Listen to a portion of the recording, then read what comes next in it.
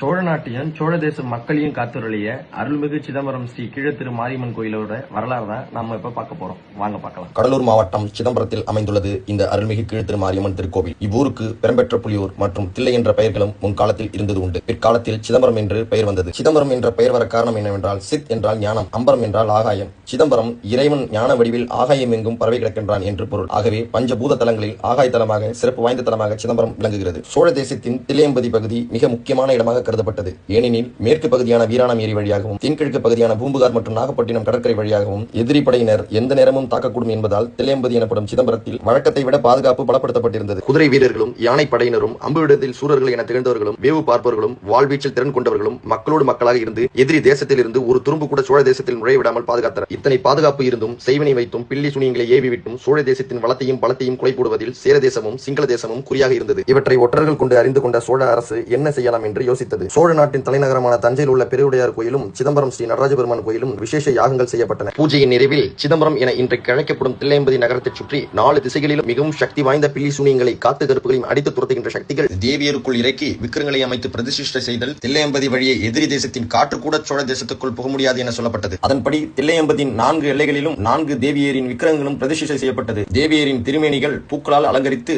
ஊர் மக்கள் அனைவரும் ஒன்று கூடி பொங்கல் படையிலிட்டனர். இந்த ஊருக்குள் இருந்தபடி காவல் காக்கிற வீரர்களுக்கு எந்த நோயும் வராம நீதாமா பாத்துக்கணும். அவங்களோட கண்களிலும் பார்வை கூர்மையாக கொடுத்து கைகளும் கால்களுக்கும் தெம்பை கொடுத்து தோள்களுக்கு வலுவை தந்து அவர்களுக்கு உடல் சோர்வு எதுவும் வராம சாப்பிடுற உணவெல்லாம் சத்தானதா மாற நீதாமா அருள் புரியணும் என வேண்டிக் கொண்டார்கள். சிதம்பரத்தின் வடபகுதியில் ஸ்ரீ தில்லையம்மனும், தெற்கு பகுதியில் ஸ்ரீ வெள்ளந்தாங்கி அம்மனும், மேற்கு பகுதியில் ஸ்ரீ எல்லையம்மனும், கிழக்கு பகுதியில் ஸ்ரீ மாரியம்மனும் இந்த நகரை அருள் பாலிக்கின்றார்கள். அன்று துவங்கி சிதம்பரத்தின் 4 எல்லைகளிலும் குடியிருந்து இன்றளவும் சோழ தேசத்தை மட்டுமின்றி மொத்த உலகையும் காத்தருளுகின்றனர் இந்த 4 சக்தி தேவியர்களும். இவர்களில் ஸ்ரீ மாரியம்மன் கிழக்கு திசையில் அமர்ந்து அருள் பாலித்ததாலும் கீழத்தெருவில் கோயில் கொண்டிருப்பதனாலும் இந்த தேவிக்கு அருள்மிகு கீழத்திரு மாரியம்மன் என பெயர் பெற்று விளங்குகிறது. மேலும் இந்த அம்மன் சிறப்பு வாய்ந்த சக்தியான பிரார்த்தனை தலமாக கீழத்திரு மாரியம்மன் திருக்கோவில் திகழ்கின்றது. பல கோயில்களில் அம்பாள் சன்னதியில் எதிர்புறத்தில் சிங்க விக்கிரமும் சூலமும் மற்றும் கழுமரமும் இருக்கும். ஆனால் இங்கே கீழத்திரு மாரியம்மனுக்கு முன்னே நந்தி அமைந்துள்ளது. ஆகாய சிவசக்தி தலம் என போற்றப்படுகின்றது. கருவறையில் கிழக்கு பார்த்தபடி அமர்ந்து வலது கைகளில் கத்தி, உடுக்கை மற்றும் பாம்பு, இடது கைகளில் சூலம் மற்றும் மண்டை ஓடு ஆகியவற்றை ஏந்தி திருப்பாதத்தின் கீழே அரக்கனின் தலையை மிதித்தபடி அருட்பார்வையுடன் காட்சி தரும் மற்றொரு அம்சமாக